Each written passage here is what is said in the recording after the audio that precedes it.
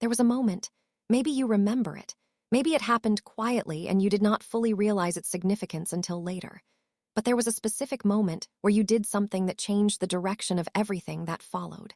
Something that took courage. Something that cost you. Something that the previous version of you was not ready to do, but the formed version finally was. And chosen one, when that moment happened, heaven did not ignore it.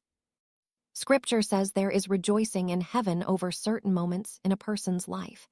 This is the message about yours. Number 1, heaven rejoices over genuine surrender, not performance, surrender.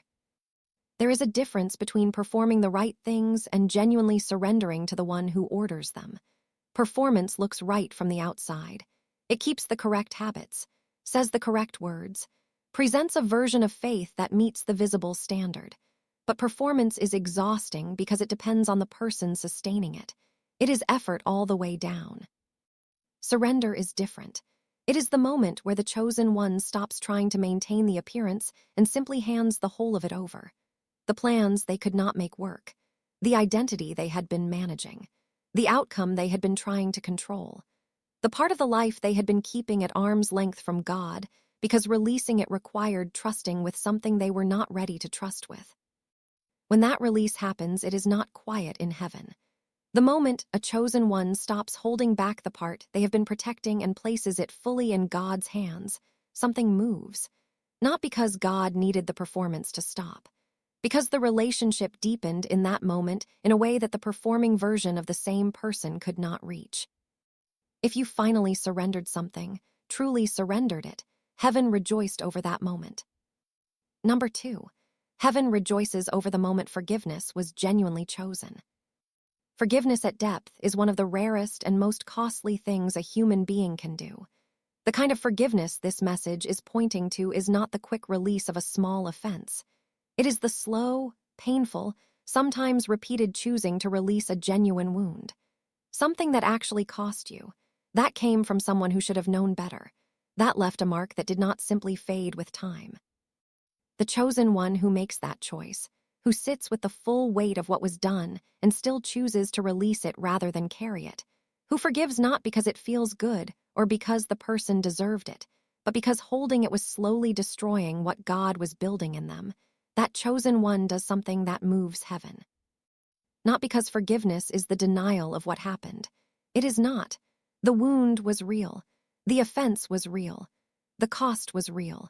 But the choosing to release it anyway, from a place of genuine faith rather than forced obligation, is one of the most powerful acts available to a human being. And it is seen every moment of the choosing, every time the memory came back and the forgiveness had to be chosen again. Every day the bitterness was refused and the release was practiced until it became real. Heaven watched all of it and rejoiced over the one who chose the harder path. Number 3, heaven rejoices over the day you stopped hiding from God. Many chosen ones have seasons where they run, not always dramatically. Sometimes just the slow drift of filling every available space with something other than genuine connection with God. The busyness that is not dishonest in itself, but becomes a way of avoiding the quiet where God speaks, and the quiet requires honesty. The running is not always conscious. Sometimes it is the natural human response to the discomfort of being fully seen, because genuine connection with God requires honesty, and honesty requires acknowledging what the performing version of yourself was working hard to conceal, the doubt that was being managed, the sin that was being minimized, the fear that was being covered by the appearance of faith. The day the running stopped was a significant day. The day you turned back toward the honest conversation, where you stopped performing the version of yourself you thought God wanted to see and brought the actual version, the confused version, the wounded version, the version that had questions without answers and fears without obvious resolution. That honesty is what genuine relationship requires. And the day the chosen one stopped hiding and came honestly before God, whatever form that took, was the day the relationship deepened in a way that the hiding had been preventing. Heaven rejoiced over that day, because what became possible after it was not possible before. Number 4, heaven rejoices over the moment you chose obedience when disobedience was more convenient. Not all tests are obvious. Most of the defining ones are quiet. The moment where the convenient choice and the obedient choice are in different directions, and only the person facing the choice knows which is which. Where the disobedient option has a perfectly reasonable justification, and no one would question the taking of it. Where the only witness to the choice made in the right direction is God. The chosen one who chose obedience in that moment, who said yes to what God was asking when saying no had a perfectly defensible rationale, did something that looks small from the outside and is enormous in the spiritual economy. Because obedience in the unwitnessed moment is the deepest form of faith. It is not performed for an audience. It is not rewarded immediately with visible confirmation. It is simply the choosing of God's way because it is God's way. Because the relationship is real enough that what he says matters more than what is convenient. Every quiet act of obedience in your journey was witnessed by heaven. And the cumulative weight of them, the choosing of the right thing in the small moments when no one else was watching, is part of what the rejoicing is about. Number 5. Heaven rejoices when a chosen one finally believes they are loved without earning it. This is perhaps the most profound rejoicing of all. Because the chosen one who performs for God's approval rather than resting in God's love is living in a relationship that is only partially received. They are doing the work, but missing the central reality the work is supposed to flow from. The day a chosen one truly receives that they are loved, not conditionally, not based on the quality of their recent performance, not subject to revision based on the failures of the previous week, simply loved, with the full knowledge of everything about them, including what they would prefer God did not know, loved anyway, before they did anything to earn it and regardless of whether they maintain the earning. That receiving is not easy. It requires the laying down of the performance orientation that most people adopt without realizing it. The orientation that says God is pleased with me when I do right and disappointed with me when I do wrong, and my worth in his sight fluctuates accordingly. The truth is simpler and harder to fully receive. You are loved because he loves, not because you earned it, not because you maintained it, because he is the kind of God who loves before the earning and sustains the love through everything the earning fails to maintain. The day that landed in a chosen one as something actually believed rather than intellectually acknowledged is a day heaven rejoiced over. Because the person who knows they are loved that way gives from a completely different place than the person who is still earning. Number 6. Heaven rejoices when you stopped being ashamed of your story. The shame that chosen ones can carry about their own journey is significant. The parts of the story that do not look like what a chosen one's story is supposed to look like. The failures, the seasons of wandering, the specific things that were done or that happened that became the internal evidence for the argument that the selection could not be real. The day the chosen ones stopped carrying that shame, the day they accepted that the whole of the story is what God is using, and not just the parts that look impressive, the day they stopped apologizing internally for having a complicated journey and accepted that the complication was part of the formation, that day was significant. Not because shame is simply a mindset to be corrected, but because shame about the journey is often the last barrier between the chosen one and the full expression of their calling. The person who is ashamed of parts of their story cannot give those parts to God for use as testimony. They are too busy managing the appearance of not having gone through them. The day the shame was released was the day the full story became available. And the full story, including the hardest parts, is what the testimony actually needs, because it is the hardest parts that reach the people who are in the hardest places. Heaven rejoiced when you stopped being ashamed, because what became available to God in that moment was the whole of you, and he had been waiting for the whole of you. Number 7. Heaven rejoices over the moment you decided to keep going when stopping was easier. There was a specific moment, maybe more than one, where stopping was genuinely the easier option, where the case for walking away was compelling and the reasons to stay had become thin, where what was being asked of you felt like more than what was being given back, where the faith required to take the next step was larger than what the current season had been producing in visible return. And you kept going, not with perfect confidence, Not with all the doubt resolved, but you kept going. You took the next step. You got up the next morning and chose one more day of faithfulness in what you had been called to. That choosing, repeated across every day of every difficult season, is what the formation is made of. It is not dramatic. It does not feel significant in the moment. It is the unglamorous, unwitnessed, costly decision to continue that builds the thing that only continuous faithfulness can build. And heaven saw every one of those decisions. Every morning you chose to get up again. Every day you continued when continuing required more than the circumstances were offering as motivation. Every moment the temptation to stop was real, and the choosing to stay was also real. Those moments are what the rejoicing is about, not the visible victories, the quiet continuings, the repeated choosing of one more day of faithfulness when one more day of faithfulness was all that was available.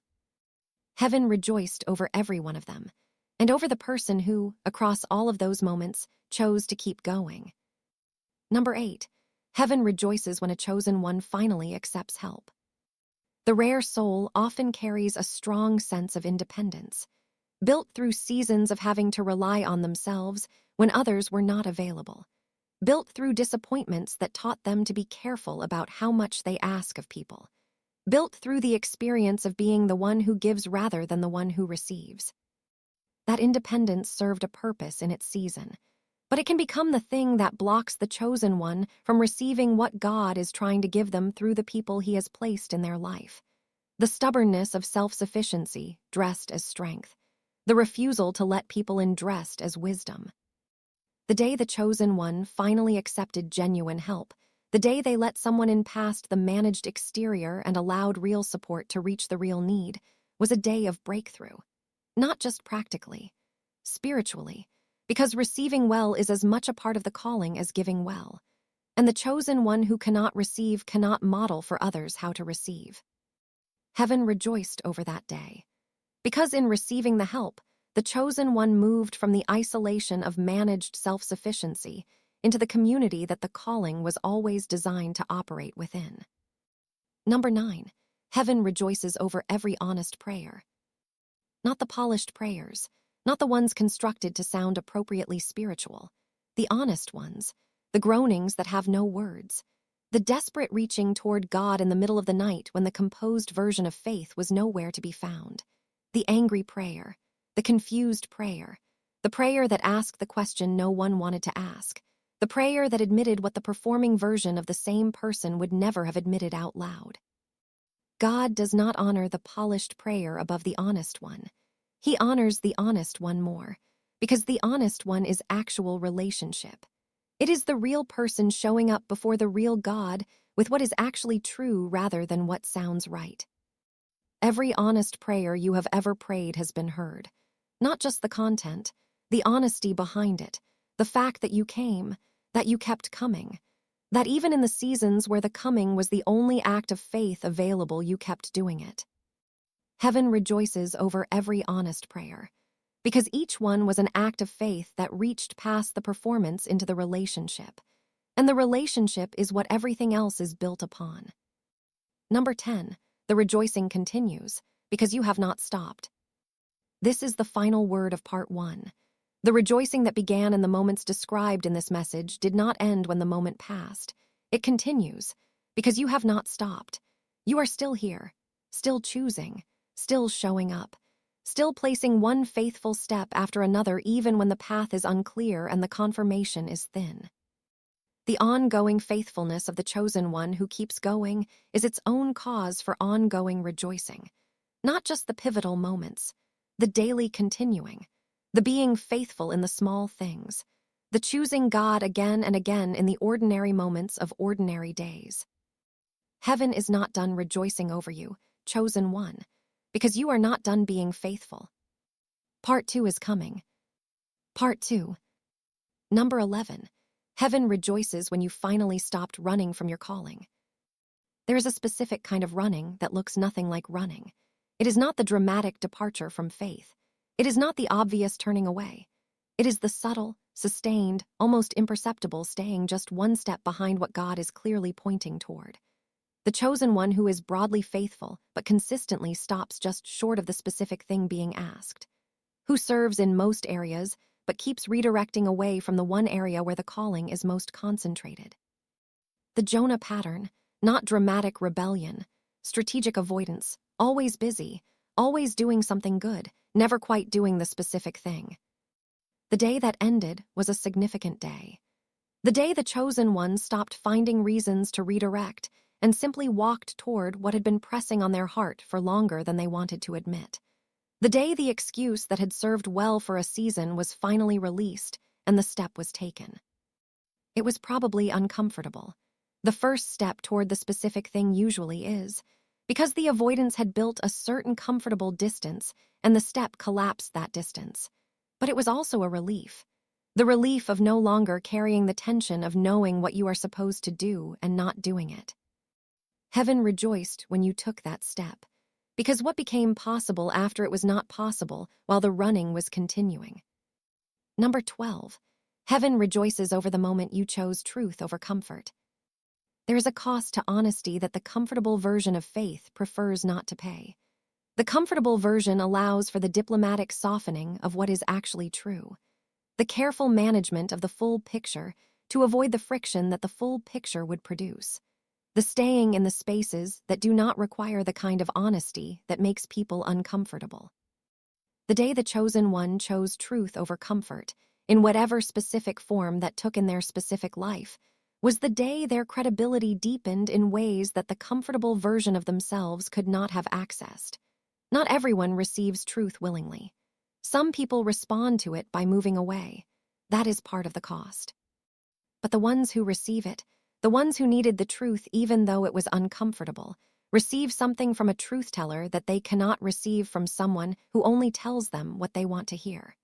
Something that actually reaches the place where real change is possible. The chosen one who chooses truth over comfort consistently is rare.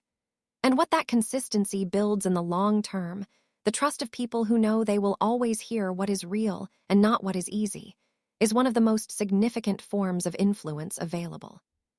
Heaven rejoices over the choosing of truth, every time, because truth is what actually helps. And the one who chooses it when comfort is also available is choosing genuine service over easy peace. Number 13. Heaven rejoices when a chosen one finds their voice. There are chosen ones who carry significant things and cannot yet find the way to express them. The gift is there. The calling is real. But the voice, the specific way of giving what they carry to the people who need it, has not yet fully emerged. Or it has emerged and fear has been keeping it quiet.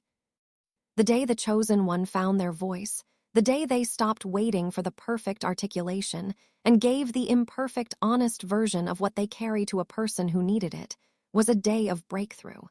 Not just for the person who received it, for the one who gave it. Because finding the voice is not only about communication, it is about the full inhabiting of the calling. The chosen one who has found their voice is no longer carrying what they carry at arm's length, managing it privately and presenting only a portion of it to the world. They are living it, expressing it, letting it move through them into the world it was always designed to reach. The first time is the hardest. The second is easier. And gradually, what was once the thing that required the most courage becomes the most natural expression of who the chosen one actually is. Heaven rejoiced the day the voice found its first real use, and rejoices again every time it is used faithfully. Number 14. Heaven rejoices when you chose your relationship with God over the approval of people. This is one of the most specific and most costly choices a chosen one faces. The moment where what God is clearly asking is not what the people around them would affirm, where walking in the direction of the calling creates friction with people who matter to them, where staying true to what God has said requires accepting a measure of misunderstanding or disapproval from people whose approval has felt important. The chosen one who in that moment chooses God over the approval of people is doing something that is genuinely difficult and genuinely significant. Not because human relationship does not matter. It does.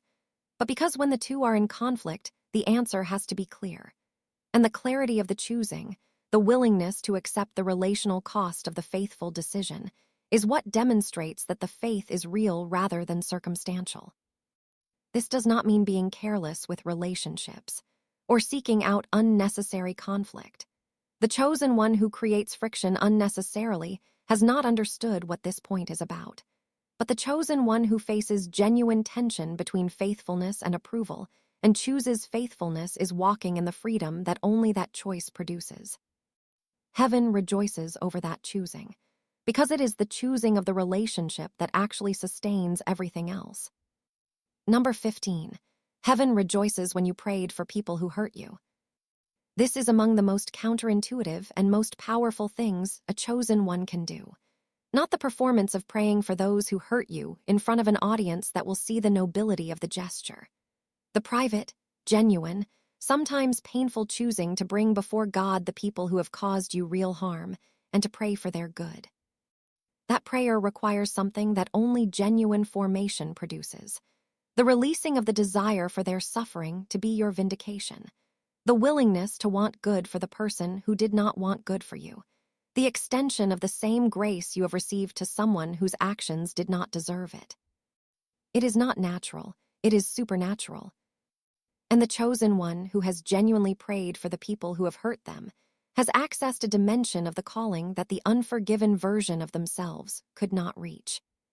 Something breaks in the spiritual atmosphere when that prayer is made. The chain that the wound had on the chosen one loosens. The identity of victim that the wound was trying to establish is refused by the act of genuine intercession. And the God who honors this above almost anything responds in ways that the chosen one who has done it will recognize. Heaven rejoiced over that prayer every time it was genuine. Number 16. Heaven rejoices when a chosen one finally receives what they have been giving. This may be the most surprising point in this message, because the rare soul who gives freely sometimes carries a deep difficulty in receiving. They are comfortable in the role of the one who gives, the one who supports, who helps, who provides. But receiving, being on the other end of genuine care and genuine generosity, can feel uncomfortable, can activate the old belief that the value they carry is in what they give and not in who they are. The day that changes, the day the chosen one allows genuine care to land without deflecting it, without immediately redirecting the conversation away from themselves or minimizing what was offered, is a significant day. Because in receiving well, the chosen one does several things simultaneously. They honor the giver by allowing the gift to actually land. They practice the humility that acknowledges need rather than maintaining the performance of self-sufficiency. And they model for the people around them that receiving is not weakness. That allowing oneself to be cared for is part of the whole life they were created to live. Heaven rejoices over the chosen one who finally lets the love in. Because the one who can receive as well as give is the one who lives in the fullness of what the calling was always designed to produce. Number 17. The rejoicing continues because you are still here. Everything in this message has been pointing to one truth, that the ordinary moments of faithful living, the daily choosing, the imperfect continuing, the honest returning, the quiet endurance through the unseen seasons, all of it is seen. All of it matters. All of it produces rejoicing in a heaven that is not distant from your ordinary days but is woven through them. You are still here. That fact is not small. The journey you have walked had enough difficulty in it to justify stopping at multiple points. The cost of continuing was real in every season where it was paid, and you kept paying it, kept choosing the next day of faithfulness, kept returning to God when the distance had grown, kept giving what you carry even when it cost you. That is what the rejoicing is about, not just the pivotal moments, the whole of a life being lived with genuine faith, imperfectly, honestly, with all the struggle that genuine faith in a real world actually involves. Heaven is not waiting for you to be perfect to rejoice over you. Heaven rejoices over the chosen one who keeps going, who keeps being faithful, who keeps showing up for God and for the people God placed them among. And you are still doing that, which means the rejoicing has not stopped. Keep going, chosen one. Heaven is watching, and it is not watching in silence. Like this video if this message confirmed something you have been needing to hear. Subscribe to this channel because what is coming next was written for the chosen one who is still walking faithfully. Share this with someone who needs to know their ordinary faithfulness is being seen by heaven. And comment below with the word rejoicing, because that is what is happening over your life right now. God bless you, chosen one. Heaven rejoiced when you finally did what this message described, and it is still rejoicing now. Thumbnail text. Heaven noticed what you finally did. Number 18. The rejoicing is not only for the big moments, it is for the small ones too. The chosen one who is waiting for something significant to happen before they believe heaven is paying attention is misunderstanding how the divine attention works.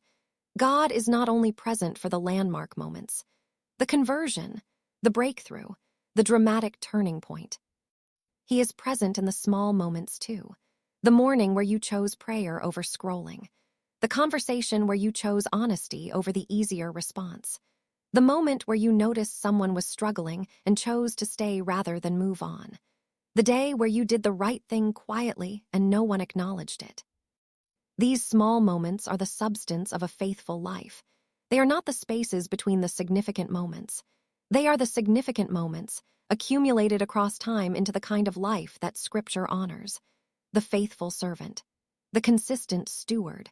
The person who is the same in the ordinary day as they are in the extraordinary one. Heaven rejoices over the ordinary faithfulness of the chosen one who has not reserved their best for the visible moments, who brings the same quality of heart to the invisible ones, because that consistency is the rarest thing of all. Number 19. What you finally did opened a door that is still open. Whatever the specific thing was that this message brought to your mind, the surrender, the forgiveness, the honesty, the step of obedience, the choosing to keep going, it opened something. And what it opened has not closed. The door that genuine faithfulness opens is not a temporary opening. It is a sustained one. The relationship that deepened when the hiding stopped has not returned to the shallower version. The freedom that arrived when the shame was released has not returned to bondage. The life that shifted when the running stopped has not returned to the previous direction. What was opened remains open, and what can be walked through it continues to expand as the chosen one moves deeper into the expression of what the formation produced. Walk through the open door, chosen one, deliberately, fully, with the confidence of someone who knows that what was opened by the faithfulness of a specific moment of genuine choosing. And keep choosing, because the door stays open through the ongoing faithfulness of the one who first opened it by doing something that made heaven rejoice. God bless you.